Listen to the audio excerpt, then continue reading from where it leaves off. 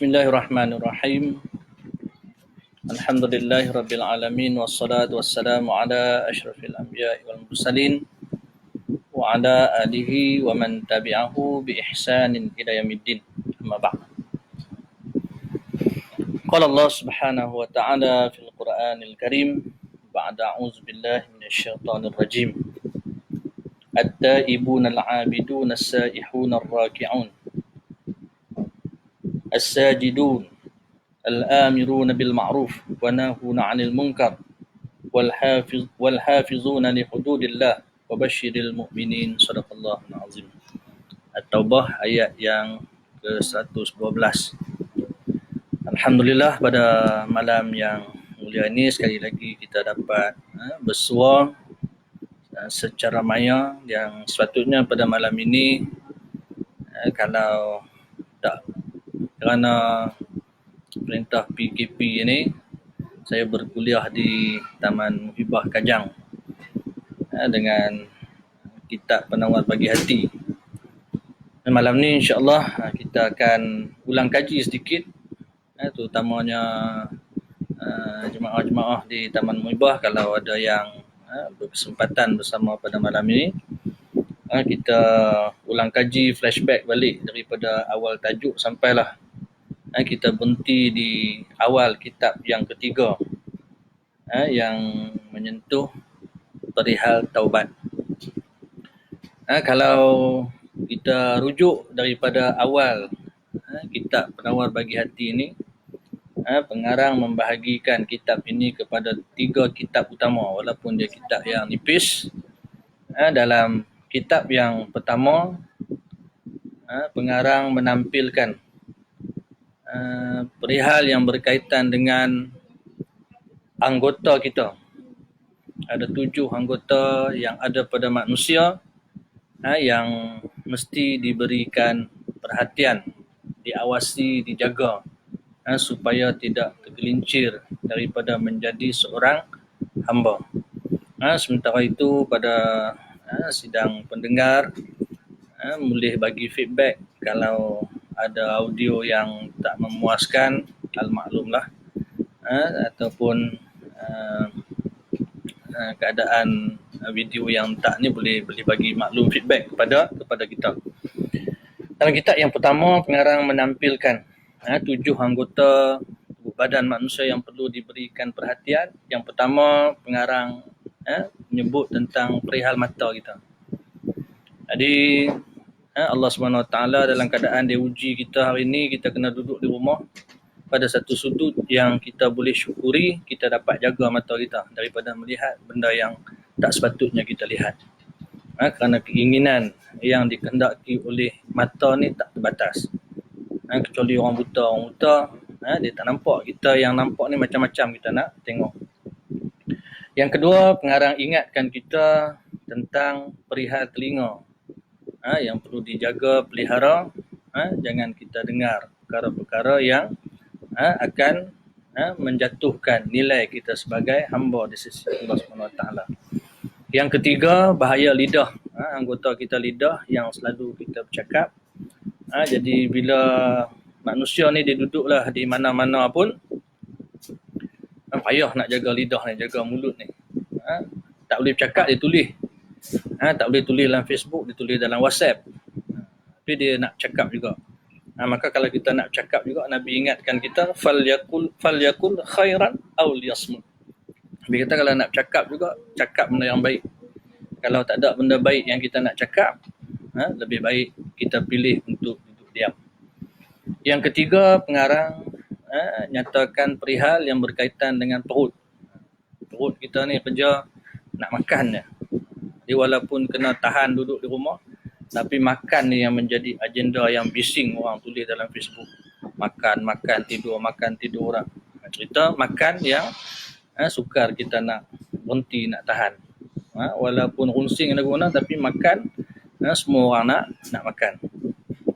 Yang kelima, hal yang berkaitan dengan farash, dengan kemajuan, dengan kemaluan, yang diperingatkan oleh pengarang kepada kita untuk kita jaga dan pelihara. Manakala yang keenam adalah perihal yang berkaitan dengan kedua tangan kita.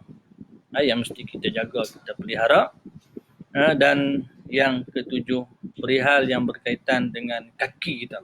Jadi alhamdulillah sehari dua ni kaki kita dibelenggu. Jangan pergi ke tempat ni. Barangkali selama ni kita pergi tanpa kawalan, maka Allah SWT nak uji kita, tolong jaga sikit kaki boleh tak? Jangan pergi mana-mana.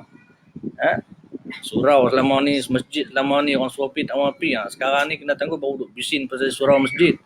Masa boleh pergi tak pergi pun. Itu Allah Ta'ala sedang jentik hati kita supaya kita mengerti dan bermuhasabah.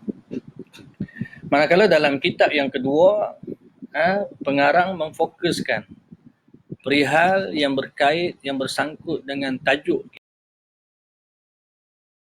iaitulah pengarang memperihalkan soal qalbun. Dia sebut jantung ataupun kita sebut hati kita lah.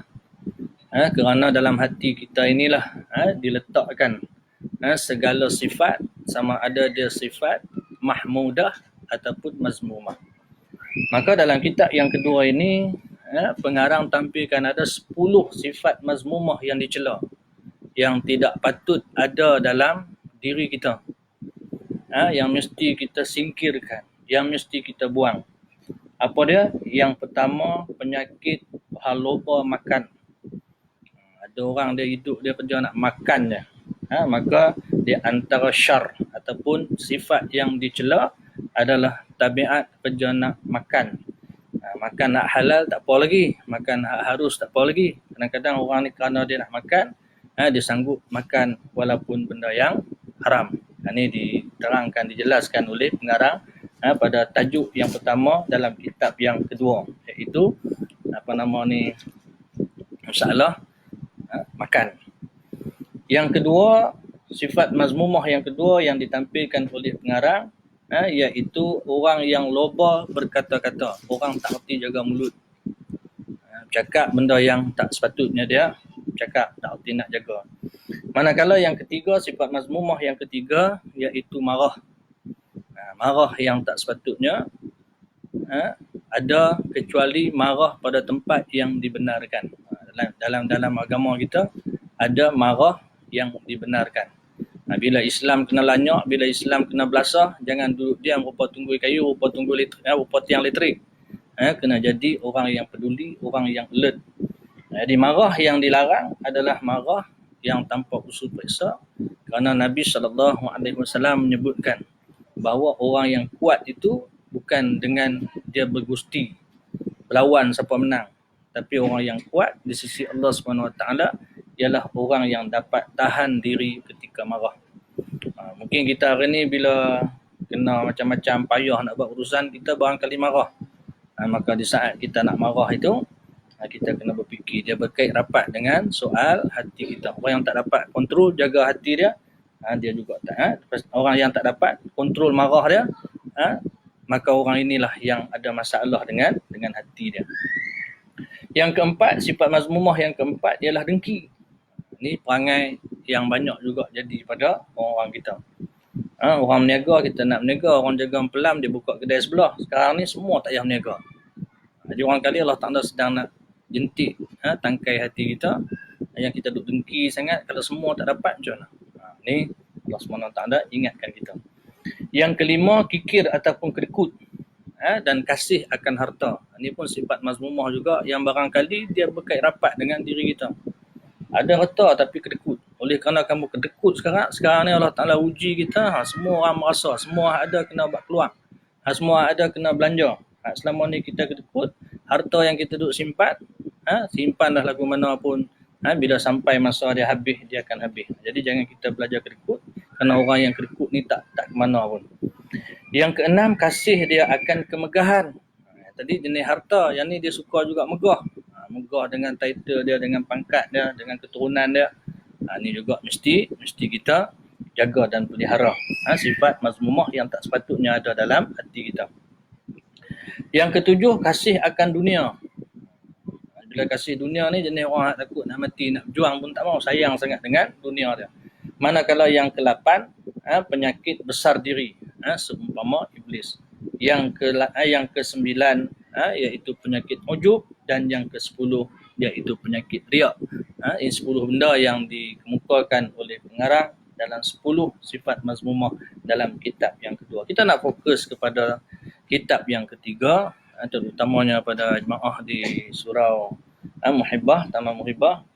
Kita berhenti pada kitab yang ketiga, bab yang pertama, iaitu menyatakan perangai yang dipuji di sisi Allah Subhanahu Wa Taala. Bab yang pertama iaitu tajuk taubat. Jadi tajuk ni penting. Apatah lagi dalam keadaan kita diuji oleh Allah Subhanahu Wa Taala dengan musibah yang mendatang ini, kita kena koreksi diri, kita kena muhasabah diri. Agak-agak Allah Ta'ala sedang mentarbiah kita untuk sedar dia berpunca daripada kesilapan diri kita sendiri. Dengan sebab itu Allah Subhanahu Wa Taala sebut dalam ayat yang saya bacakan di awal tadi, menerusi surah Taubah ayat yang ke-112. Ayat yang 111 sebelum tu Allah Subhanahu Wa Taala sebut orang yang berjuang di jalan Allah Subhanahu Wa Taala dengan harta benda dia. Dan Allah Ta'ala nyatakan inilah sifat-sifat orang yang mendapat keberuntungan yang besar. Fathiyah Khan menyebut di chapter yang akhir dalam kitab dia, Bahtera Penyelamat, dia kata para pendakwah, para pejuang, orang yang tak selamat kena ada benteng. Di antara benteng yang akan protect diri dia supaya dia tidak tewas sebagai pejuang, sebagai pendakwah, iaitulah kena ada sifat-sifat yang dinyatakan dalam ayat yang ke-112 surah At-Taubah ini. Apa sifat yang pertama? Kata Allah SWT, At-Taibun, orang yang bertaubat. Nanti kita akan bincang secara fokusnya pada bab yang pertama kitab yang ketiga, iaitu tajuk taubat. Kita nak habiskan ayat ni dulu. Apa benteng yang disebut oleh Allah SWT yang kena ada dalam diri kita. Yang pertama At-Taibun, orang yang bertaubat. Yang kedua Al-Abidun. Al-Abidun, orang yang beribadah. Kita dah bincang semalam bagaimana setiap segenap kehidupan kita mestilah dijadikan dia ibadah kepada Allah Subhanahu Wa Taala. Maka wajib untuk kita sentiasa mengkoreksi, muhasabah bagaimana status ibadat kita. Ini Allah Subhanahu Wa Taala uji kita lagi. Tadi kita diberi pengumuman oleh pihak yang berwajib. PKP ini ditambah sampai ke 14 April. Lepas daripada tu sikit lagi kita dah nak berhadapan dengan Ramadan. Maka jadikan ruang yang ada ini medan untuk kita membuat tahsin ataupun pembaikan pada sudut ibadat kita. Terutamanya ibadat wajib yang berkaitan dengan sembahyang. Saya percaya ramai dari kalangan kita yang barangkali jarang-jarang kita nak periksa macam mana kita punya bacaan Fatihah dalam sembahyang. Jadi ni boleh ambil kesempatan macam mana nak betulkan bacaan Fatihah anak-anak. Nak betulkan bacaan dalam sembahyang anak-anak. Ini medan yang baik. Macam mana nak betulkan ibadat, puasa, kepahaman tentang puasa. Bagaimana nak betulkan kehidupan beribadah sebagai suami isteri dalam rumah tangga. Kerana ia juga adalah ibadah. Bagaimana nak betulkan soal yang berkaitan dengan pakaian, dengan bak aurat dan sebagainya. Hal yang berkaitan dengan makan, minum dan sebagainya. Ini kena betulkan. Ada orang hebat cakap tapi aurat pun dia tak selesai. Ada orang yang hebat berjuang tapi puasa dia pun tak mana. Maka kena latih diri kita untuk membetulkan ibadat kita. Kemudian as-saihuna. As-saihuna, orang yang berjalan melihat kebesaran Allah Subhanahu Wa Taala. Orang yang melihat tanda-tanda kebesaran Allah Subhanahu Wa Taala, maka dia melihat betapa kerdilnya, melihat tanda-tanda kesan-kesan sejarah yang berlaku di seantero dunia, maka dijadikan pengiktibaran dalam kehidupan dia. Dijadikan ibrah dalam kehidupannya. Mengambil contoh-contoh teladan pada kaum yang dibinasakan oleh Allah Subhanahu Wa Taala, lantas dijadikan sempadan supaya tak terjebak dengan perkara-perkara yang tak diingini. Kemudian ar-raki'un, orang yang rukuk kepada Allah Subhanahu Wa Taala. Orang yang as-sajidun, kemudian orang yang sujud kepada Allah Subhanahu Wa Taala. Bagaimana kita membetulkan ibadat kita, terutamanya sembahyang. Kenapa ditekankan hal yang berkaitan dengan ar-raki'un as-sajidun, orang yang rukuk, orang yang sujud kepada Allah Subhanahu Wa Taala. Dalam sembahyang kita ada rukuk, ada sujud. Kenapa sembahyang ni penting? Kerana sembahyang ini merupakan mekanisme hubungan langsung seorang hamba dengan Tuhan yang tidak boleh putus. Disebut oleh Fathiyakan. Dia kata sembahyang ini adalah mekanisme hubungan langsung si hamba dengan Tuhannya, ibarat macam kapal ataupun kapal terbang yang kalau dia terputus hubungan dia dengan menara kawalan, bagaimana akan jadi? Adakah kapal itu akan selamat sampai ke pelabuhan, ke destinasinya? Apakah penerbangan itu akan selamat sampai ke tempat yang nak dituju jika terputus hubungan dengan menara kawalan? Maka si hamba yang putus hubungan dengan kawalan Allah Subhanahu Wa Taala, maka orang ini dibimbangi dia tidak sampai ke destinasinya yang nak dituju, iaitu bertemu dengan Allah Subhanahu Wa Taala. Maka kena berkira-kira hal yang berkaitan dengan rukuk dan sujud kita kepada Allah Subhanahu Wa Taala. Mekanisme yang lain disebut oleh Allah Subhanahu Wa Taala yang perlu diberi perhatian ialah al-amiruna bil ma'ruf, iaitu menyeru kepada kebaikan.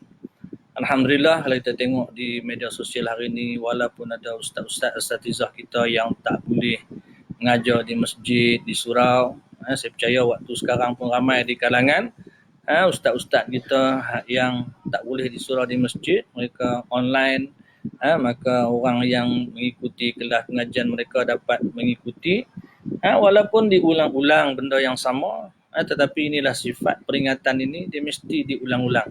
Sebenarnya orang yang dalam bidang pendidikan juga tahu bahawa pentingnya proses pengulangan ini. Walaupun benda yang dia dah tahu, dia dah biasa, tetapi pengulangan ini penting. Abdullah Nasya'ulwan sebut dalam Tarbiyatul Aulad, di antara penekanan kepada iman, penekanan kepada ibadat yang mesti dilakukan oleh para pendidik kepada anak mereka, ibu ayah kepada anak mereka. Yang pertama, hal yang berkaitan dengan teori yang diulang-ulang. Kena adanya proses tikrar, proses pengulangan. Walaupun benda tu yang kita dah selalu sebut, tapi bila dia menjadi satu pengulangan tanpa jemu oleh pendidik, oleh ibu atau bapa, dia akan melekat dalam diri kita. Di samping ditekankan juga dengan hal yang dengan amali yang ditunjuk oleh pendidik ataupun ibu bapa supaya anak-anak ini dapat beramal dengan tindakan yang betul, dengan ibadah yang betul. Baik, al-ma'ruf bil ma'ruf, alhamdulillah ustaz-ustaz kita dapat mengajar walaupun dalam keadaan yang terbatas ini, kerana menyeru kepada ma'ruf ini adalah hal yang wajib ditunaikan, yang wajib dilaksanakan. Kita kena tahu bahawa binasanya kaum-kaum yang terdahulu kerana mereka meninggalkan kerja yang penting, kerja yang besar ini, iaitu menyeru kepada ma'ruf. Begitu juga dengan keadaan yang berlaku ini di media sosial, macam-macam orang bercakap, macam-macam orang kata. Maka kena ada pihak-pihak yang sentiasa menyeru kepada ma'ruf, berpesan dengan penuh kelembutan, dengan uslub yang pelbagai, supaya manusia dapat faham, manusia dapat mengerti tujuan mereka dibangkitkan, diutuskan oleh Allah Subhanahu Wa Taala sebagai hamba. Kemudian mekanisme yang lain, wa nahuna 'anil munkar, apabila dia menyeru kepada ma'ruf mestilah juga digandingkan dengan nahuna 'anil munkar, mesti dia mencegah daripada kemungkaran. Tak padan dia suruh buat baik, tapi ada kemungkaran yang tidak dicegah. Dia mesti berjalan seiringan di antara amaruna bil ma'ruf wa nahuna 'anil munkar. Kemudian yang lainnya Allah Subhanahu Wa Taala menyebutkan wal hafizuna li hududillah, mereka yang menjaga sempadan ataupun batas-batas Allah Subhanahu Wa Taala. Kerana ketetapan Allah Subhanahu Wa Taala itu jelas. pada sudut halal dan haramnya, harus dan sebagainya, maka sempadan-sempadan ini mesti dijaga, dipelihara. Dan Allah SWT menyebutkan wabashiril mu'minin, khabarkan berita gembira kepada orang-orang yang beriman, mereka yang dalam diri mereka ada mekanisme-mekanisme yang kita sebutkan tadi, ditunaikan dengan penuh tanggungjawab, ditunaikan dengan penuh keinsafan, maka mereka ini diberitakan dengan khabar gembira oleh Allah SWT yang akan dikurniakan natijah kebaikan daripada Allah Subhanahu Wa Taala, baik di dunia ataupun di akhirat. Baik, kita nak fokus kepada tajuk kita pada malam ini yang kita nak tengahkan, iaitulah pada kitab yang ketiga ini, hal yang berkaitan dengan taubat. Disebut oleh pengarang kitab Penawar Bagi Hati, dia kata, ketahui olehmu bahwasanya taubat itu permulaan jalan bagi sekalian yang menjalani akan jalan akhirat. Orang yang nak tuju ke akhirat, tidak dapat tidak, mesti meletakkan taubat ini adalah unsur yang penting dalam diri dia. Kita nak pergi ke akhirat, taubat ni dia kata jalan dia. Orang kata, saya tak ada dosa pun, kenapa pula saya nak kena taubat? Mana ada manusia yang tidak berdosa? Manusia tidak lepas daripada melakukan kesilapan. Manusia tidak lepas daripada tabiat lupa. Sekalipun kita duk berasa kita tak berdosa, tapi taubat ini dituntut oleh Allah Subhanahu Wa Taala. Kita baca kisah bagaimana Adam alaihissalam yang begitu bersungguh-sungguh bertaubat kepada Allah Subhanahu Wa Taala, walaupun dia bukan pendosa. Kita baca kisah bagaimana seorang abid, bagaimana dia bertaubat kepada Allah Subhanahu Wa Taala hanya dengan satu kesilapan yang kecil. Diberitakan bahawa satu hari seorang abid ini disebut kepada anak murid dia, dia kata apa? Dia bertaubat kepada Allah Subhanahu Wa Taala selama 40 tahun. Maka anak-anak muridnya bertanya, apakah kesalahan yang telah dibuat oleh Tuan Guru sehingga bertaubat sekian lama? Kata Tuan Guru ni, saya buat satu kesalahan yang sukar saya nak maafkan diri saya. Satu hari saya panggil sahabat-sahabat saya mari di rumah buat kenduri. Selesai kenduri, saya nak basuh alat makan yang saya hidangkan kepada tamu saya, maka saya basuh, saya guna dengan segenggam tanah yang diambil daripada rumah jiran saya. Setelah selesai saya basuh, saya teringat bahawa tanah yang saya ambil ni tanpa keizinan daripada jiran saya ni. Maka saya menyesal di atas apa yang saya buat, yang menjadikan saya bertaubat selama 40 tahun kerana satu dosa yang dirasakan barangkali kecil, dan saya bertaubat kepada Allah Subhanahu Wa Taala. Jadi orang yang nak menuju ke akhirat, orang yang hidup dia sedar bahawa dia akan balik ke akhirat, maka dia mesti ada dalam diri dia sifat taubat ini, amalan taubat ini. Dan dia kata anak kunci dan anak kunci bagi tuah sekalian murid, orang yang belajar, orang yang menuntut ilmu. Siapa yang nak dapat tuah dan nak buka pintu kepada ilmu, mestilah meletakkan taubat ini sebagai asas yang penting dalam kehidupan dia. Jadi jangan gedebek, jangan belagak sombong, jangan berasa kita hebat, jangan berasa kita tebal dah ilmu sampai kita berasa kita tak berdosa, tak merendah diri. Maka kena letakkan taubat dalam diri seorang penuntut ilmu, kerana dia akan menjadi tuah dan akan membuka pintu barakah dalam keadaan dia menuntut ilmu. Sebab tu penting. Kita barangkali tak bersalah dengan guru kita. Jadi kita nak buka ruang barakah kepada Allah SWT, daripada Allah SWT, kena make sure bahawa kita tak terlibat dosa dengan guru kita, tak terlibat dosa dengan mak kita, dan apatah lagi dosa dengan Allah SWT, kerana dia akan menjadi hijab kepada masuknya kebaikan dan ilmu dalam diri kita. Dan bahwasanya taubat itu wajib ia dengan bersegera daripada segala dosa. Taubat ini kena buat segera. Jangan kita berasa taubat ni tak apalah, nanti dulu. Nanti saya pencin esok dah baru saya bertaubat. Dia tak boleh. Taubat ni cerita dia kena buat segera, walaupun kita berasa kita tak berdosa. Sekalipun dia kata dosa itu kecil. Walaupun dosa itu kecil, tetapi mesti kita bersegera untuk bertaubat. Ada orang yang pandang remeh dosa yang dia buat ni. Barangkali dia pinjam periuk surau ikut barangkali ataupun periuk masjid buat kenduri rumah dia. Dia kata tak payah minta dah surau aku, masjid aku, dia pun ambil. Sedangkan benda tu salah pada prosedur dia. Salah pada akhlaknya. Dia gunakan untuk kepentingan diri dia, buat balik rumah tanpa kebenaran, maka ini adalah satu kesalahan. Bila kesalahan, dia dosa, maka dia kena bertaubat, jangan diulangi, dan kena minta halal daripada pihak yang dia terlibat, supaya tak berkekalan menjadi dosa dalam hidupnya. Kalau yang kecil kita kena bertaubat, apatah lagi kalau dosa-dosa yang besar. Dan melambatkan taubat itu dia kata satu dosa yang lain pula sekalipun berpuluh-puluh tahun. Orang yang buat satu dosa, kemudian dia lambatkan taubatnya. Melambatkan satu taubat itu dia kata satu dosa yang lain pula. Satu hal pula. Buat satu dosa, lepas tu duduk relax, tak mau taubat lagi, buat tak peduli. Maka dia akan jadi satu dosa yang lain pula kerana dia melambatkan taubat.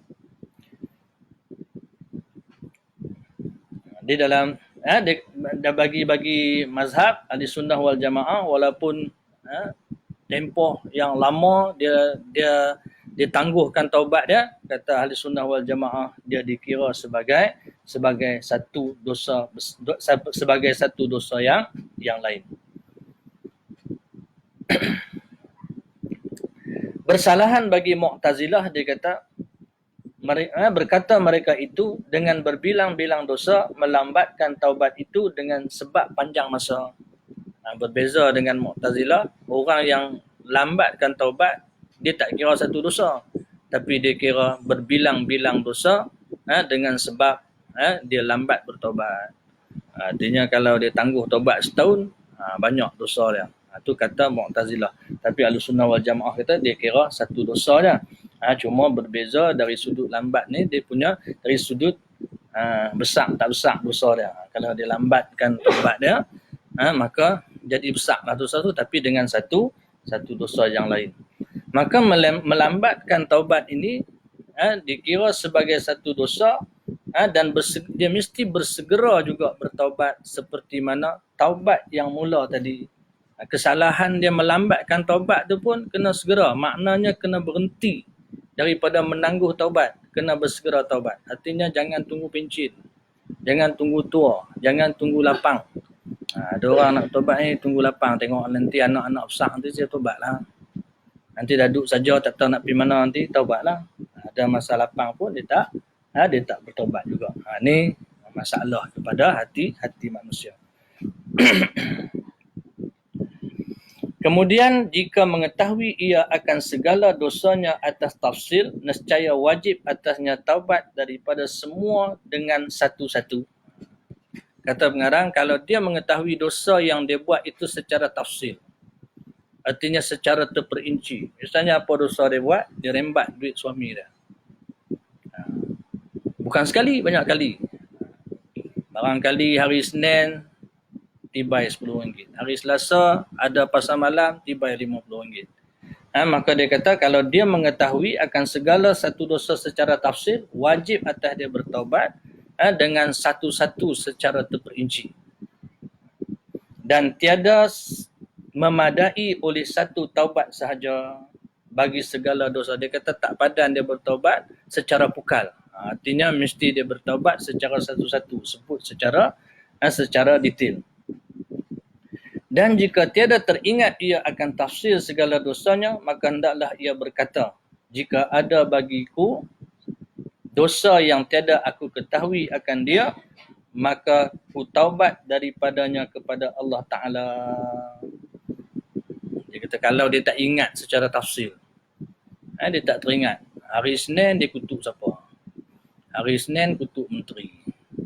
Hari kedua kutuk ketua pengarah. Hari Rabu kutuk jiran sebelah rumah pula.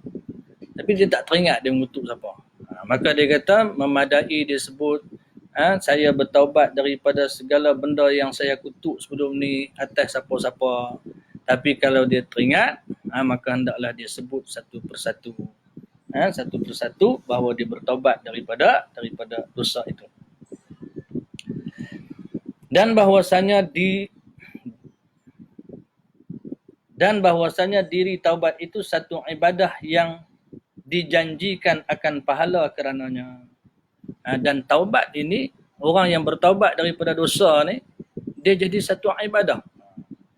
Kita berdosa, lepas tu kita bertaubat kepada Allah SWT. Bertaubat itu dikira sebagai ibadah di sisi Allah SWT. Mana nak cari benda ni? Mana nak cari? Kita bertaubat dikira sebagai satu ibadah pula kepada Allah SWT. Betapa Allah SWT ni nak bagi ruang pahala kepada si hambanya.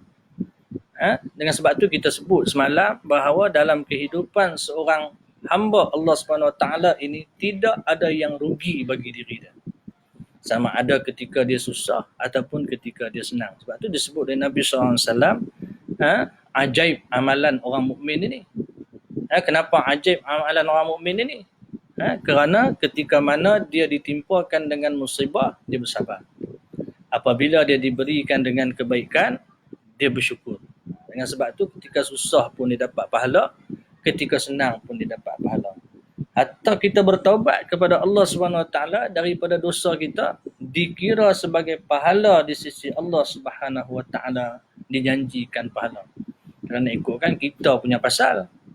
Lepas tu kita dituntut untuk bertaubat. Tiba dapat pahala pula. Ini tak dapat. Hanya Allah SWT yang memberikan kepada kita. Tapi peliknya manusia ni, setara tu punya hebat Allah Ta'ala nak bagi kepada kita, tapi kita tak mau percaya.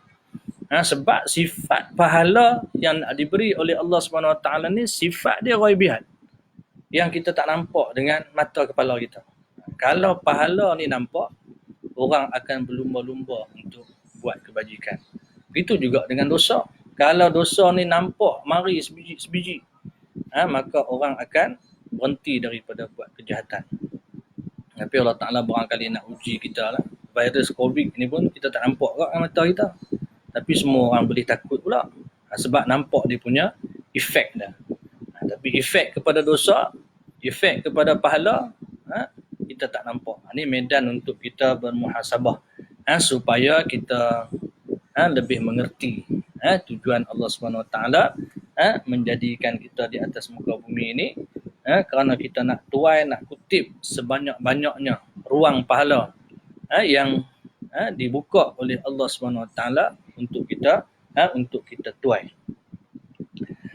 Adapun hilang seksa kemudian daripada taubat, maka iaitu diserahkan kepada Allah Ta'ala. Kita dituntut untuk bertaubat.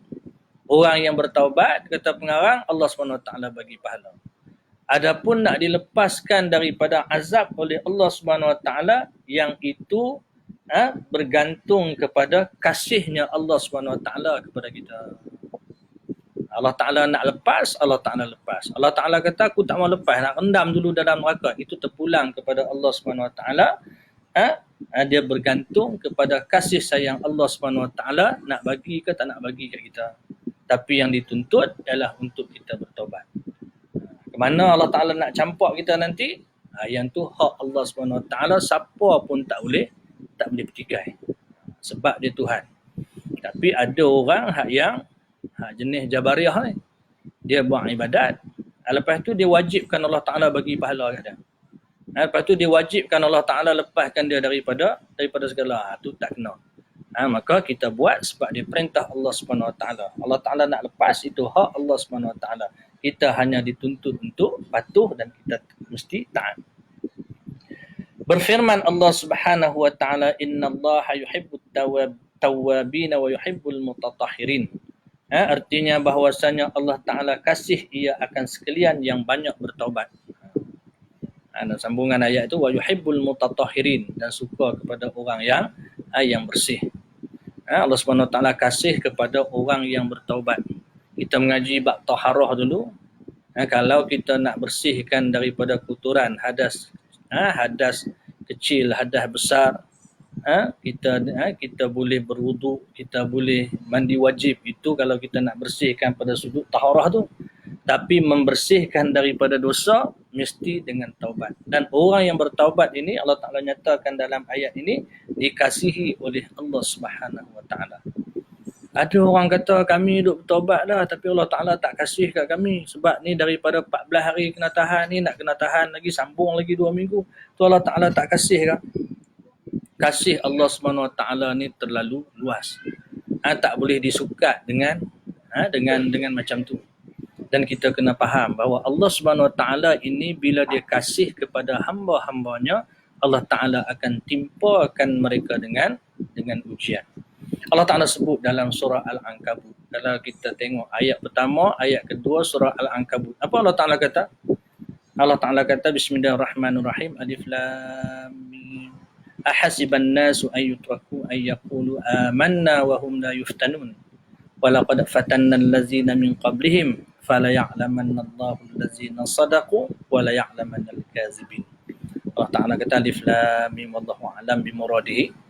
Apakah manusia menyangka padan kami tinggalkan mereka setakat berkata amanna, kami beriman, sedangkan mereka tidak diuji lagi. Allah Ta'ala kata kami dah uji kaum-kaum yang sebelum daripada kamu. Apa tujuan Allah Ta'ala uji kita? Supaya dikenali siapakah di antara mereka ini orang yang benar. Dan supaya dikenali dari kalangan mereka ini orang-orang yang berdusta, orang yang menipu, orang yang dusta. Maka Allah Ta'ala nak tahu siapa dia orang yang benar dari kalangan kamu, maka Allah Ta'ala uji kita. Para Nabi, para Rasul adalah orang yang begitu hebat diuji oleh Allah Subhanahu Wa Ta'ala. Kita diuji macam ni, tapi jangan kita berasa bahawa kita lah orang yang paling kuat diuji. Tetapi yang sebelum daripada kita lebih hebat, lebih dahsyat lagi diuji oleh Allah Subhanahu Wa Ta'ala. Nabi SAW ketika mana dia diuji di Taif, dibaling dengan batu sampai luka Nabi, sampai berdarah. Malaikat tawarkan kepada Nabi SAW, adakah nak dihukum kaum-kaum ni macam mana hak yang sebelum daripada kamu? Nabi kata dia akan bersabar. Bagaimana yang dilalui oleh Nabi SAW dalam peperangan sampai Nabi luka-luka dan sebagainya. Nabi kata kalaulah aku ini berat ditimpakan dengan ujian, maka Musa alaihissalam lebih dahsyat lagi diuji oleh Allah SWT berhadapan dengan kaumnya. Kalau kita telusuri, kita baca kisah perjalanan dakwah Nabi Musa alaihissalam yang begitu panjang berhadapan dengan karenah kaumnya Bani Israel, dahsyat. Macam-macam, itu ini, begitu begini, macam-macam. Tetapi dilalui oleh Nabi Musa alaihissalam. Kita baca kisah bagaimana pengikut Musa alaihissalam bila dapat lepas daripada hambatan Fir'aun. Allah Ta'ala lepaskan dengan Allah Ta'ala belah lautan. Disebut oleh ulama-ulama tafsir, lepas daripada lautan tu, bila Allah Ta'ala selamatkan mereka, boleh tanya pula dengan Nabi Musa, kami nak sembah siapa? Sepatutnya bila dah Allah Ta'ala lepaskan mereka daripada bencana ini, mereka tak tanya lagi dah dengan siapa yang mereka nak sembah, melainkan sembah Allah Subhanahu Wa Ta'ala. Tapi masih lagi terfikir dalam pemikiran mereka seolah-olah ada Tuhan yang lain daripada Allah Subhanahu Wa Ta'ala. Ini masalah orang yang dilalui oleh para Nabi, para Rasul, iaitu masalah kebebalan pengikutnya. Kalaulah para Nabi, para Rasul berhadapan dengan kebebalan pengikutnya, kita hari ini bukan Nabi, bukan Rasul. Kita sambung kerja dan tugas Nabi, tidak Rasul. Maka berhadapan dengan orang-orang bebal dan kuat membebel ni pun biasa. Maka tak usah runsing sangatlah, tak usah risau sangatlah. Macam ibu-ibu di rumah lah baru berhadapan dengan anak-anak yang lapar nak makan, pumpang-pumpang, rumah dah jadi stadium bola sepak.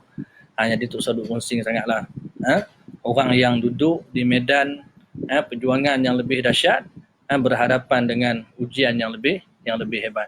Kalau ibu bapa, cikgu-cikgu yang duduk di rumah duduk rasa runsing dah dengan kerja-kerja, orang yang duduk di barisan hadapan menangani COVID-19 ni, mereka ni lebih dahsyat. Tadi seorang sahabat saya, Ustaz Khir dari Johor, dia post satu gambar seorang anggota polis sedang sembahyang di tempat lokasi khidmat mereka.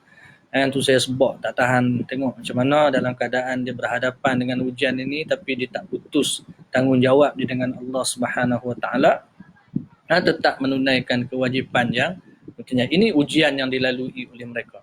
Allah Ta'ala tak letak kita di tempat mereka sebab barangkali Allah Ta'ala tahu kita tak akan dapat tempuhi. Jadi Allah Ta'ala letak kita hari ni berjuang dengan anak-anak di rumah. Berjuang jaga diri di rumah. Nak suruh duduk di rumah tu pun macam-macam. Merempan, meregih macam-macam. Jadi Allah SWT letakkan orang-orang yang sanggup dapat melepasi ujian ini di tempat dia. Maka kita kena banyak berdoa supaya Allah SWT memberikan kesabaran kepada mereka-mereka yang dipilih untuk duduk di barisan hadapan melalui ujian getir ini. Kalau kita rasa seminggu yang cukup menguji ini, maka kita akan lalui lagi baki 3 minggu lagi. Dengan ujian yang getir ini, mudah-mudahan Allah SWT memberikan kesabaran, kekuatan kepada mereka. Kita kena panjatkan doa yang berterusan di samping amalan. Kita bertawajuh, mentaqarrubkan diri kepada Allah SWT. Kebetulan esok hari Khamis, masuk bulan Rejab, masuk bulan Syakban, maka kita kena perbanyakkan ibadat kita. Kita berpuasa pada hari Khamisnya, kita berdoa, dan yang penting juga mengelakkan diri daripada terlibat dengan maksiat sama ada kecil atau besar kepada Allah SWT, supaya Allah Ta'ala perhati kita. Yang kita sebut di awal tadi, bagaimana orang yang mengaji, orang yang belajar ni jadi tuah kerana dia bertaubat, maka di situ ada tuah kepada mereka. Jadi nak dapat tuah ini kena mengelak daripada buat dosa dan kena bertaubat kepada Allah SWT, barulah Allah Ta'ala campakkan kepada kita nusrah ataupun bantuannya kepada kita. Muslimin muslimat yang dirahmati Allah Subhanahu Wa Ta'ala, saya tak sure nak berhenti takat ni ke macam mana. Surau siap surau dalam rumah. Oleh kerana mak dan adik-adik dah siap nak semayang ni, jadi saya ingat kita berhenti takat tu dululah untuk malam ni. InsyaAllah nanti ada ruang kesempatan kita dapat sambung pula pada masa yang akan datang. Dan saya sebenarnya berhasrat nak habiskan risalah kecil Ayyuhal Walad ni dalam tempoh kita kena kurung ni. Saya ingat kalau dapat habis satu kitab ni memang banyak benda yang kita dapat kongsi. Jadi saya mohon feedback daripada sahabat-sahabat semua. Kalau ada penambahbaikan dari sudut teknikal penyampaian dan sebagainya yang lebih berkesan, saya mengalu-alukan saranan daripada sahabat-sahabat semua. Kurang lebih 45 minit kita dapat bersama pada malam ini. Mudah-mudahan ada manfaat yang dapat kita kongsikan bersama. Dan saya mohon sahabat-sahabat semua yang dapat menonton pada malam ini memberi komen dan panjang-panjangkan kalau ada kebaikan yang dapat kita kongsi. Yang mana ada kesilapan, kesalahan, mohon sama-sama untuk betulkan. Mudah-mudahan kita mendapat nusrah dan kebaikan daripada Allah SWT. Jadi saya fikir setakat itu dulu untuk malam ini. Kita jumpa pada siri yang akan datang. A'udzubillahi samil alim minasyaitanir rajim. Bismillahirrahmanirrahim. Allahumma salli ala sayidina Muhammad tibil qulubi wa dawaiha wa afatil abdani wa shifaiha nuril absari wa dhiyaiha. Allahumma faqihna fid din wa 'allimna ta'wil. Allahumma arzuqna fahman nabiyyin abdul mursalin. Allahumma ij'al jam'ana hadza jam'an marhuma tafarruqana min ba'dihi tafarruqan ma'suma. Ya Allah Tuhan kami, selamatkanlah kami daripada mara bahaya. Ya Allah Tuhan kami, selamatkan kami daripada ujian COVID-19 dan juga virus-virus yang lain, sama ada virus perbuatan manusia, tingkah laku manusia, kezaliman dan sebagainya. Hindarkan daripada diri kami. Selamatkan kami, berikan kesabaran kepada kami menempuhi ujian ini. Wassallallahu ala sayyidina Muhammad wa ala alihi wasallam. Walhamdulillahi rabbil alamin. Aqulu qawli hadza, astaghfirullah li wa lakum. Wassalamu alaikum warahmatullahi wabarakatuh.